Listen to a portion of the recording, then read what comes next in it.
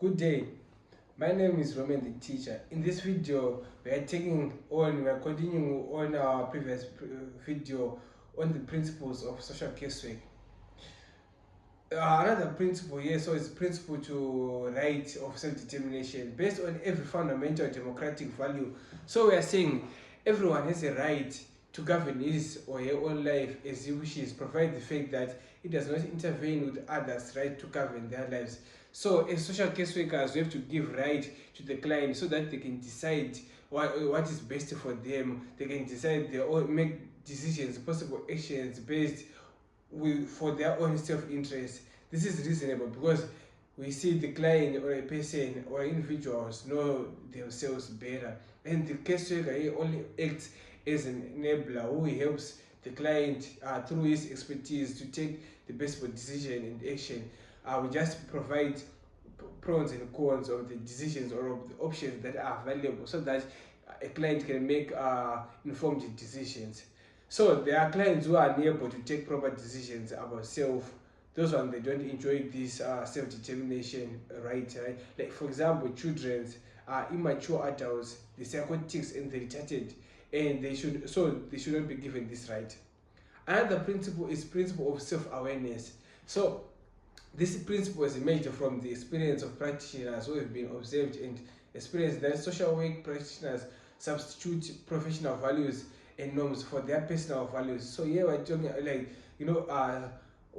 as a professional, you substitute your professional values and put on your biased or your own personal values, norms, and beliefs while assisting the client. So we have to be aware of those things. We have to be aware, self-awareness, right? So all this simply destroy the process, the helping process. As the worker or the social worker should be aware of and work through his own conceive and moralistic attitude, personal values and norms.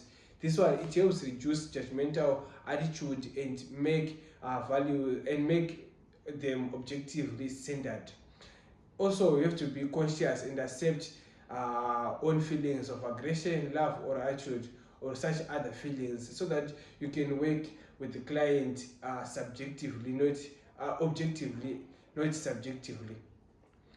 Also, we mean you have to examine his own motivation or your own motivation to save, punish, or deprive the client.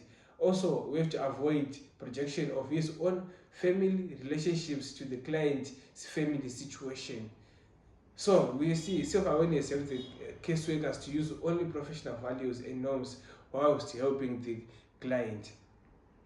Another principle is principle of purposiveness of behavior. So every behavior is functional and serves useful purpose, even though it may not serve or fulfill a person's conscious or deliberate design.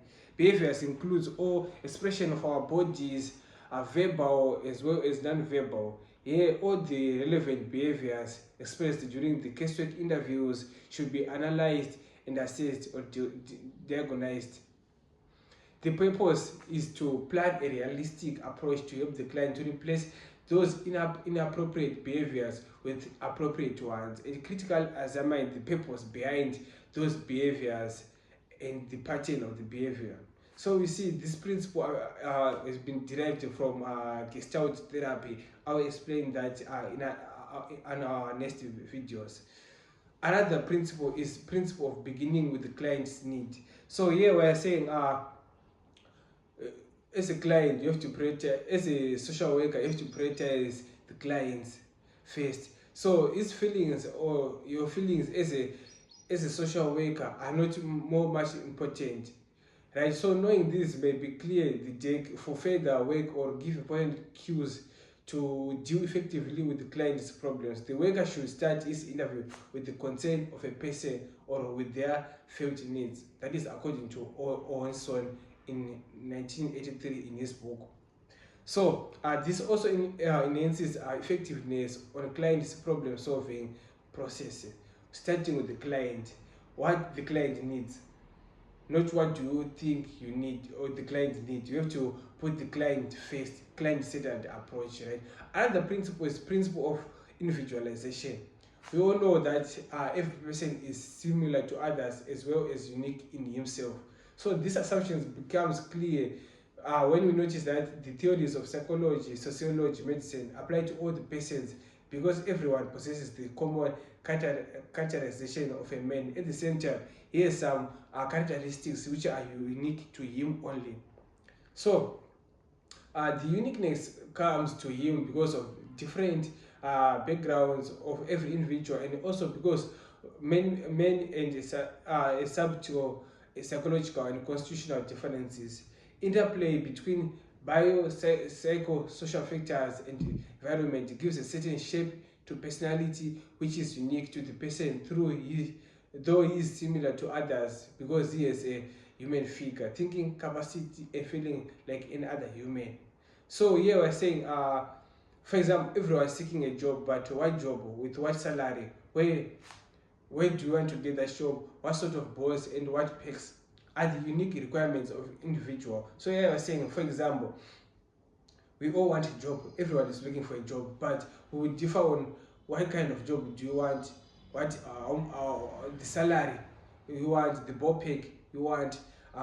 Those are some of like what makes us unique, what makes us different as persons. So as a social worker, you have to make sure, you have to notice that, you have to consider that while helping one, you should select modes of helping according to the intellectual levels, social economic situation, ego strength of the client. Thus, individualization reminds one to pay attention to the specific needs, problems, situation, and resources and capacities of each client.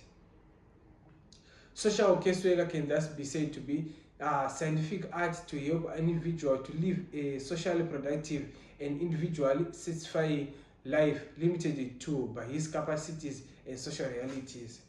If you find this video interested, subscribe, share, like, and watch for more videos. With this, I thank you.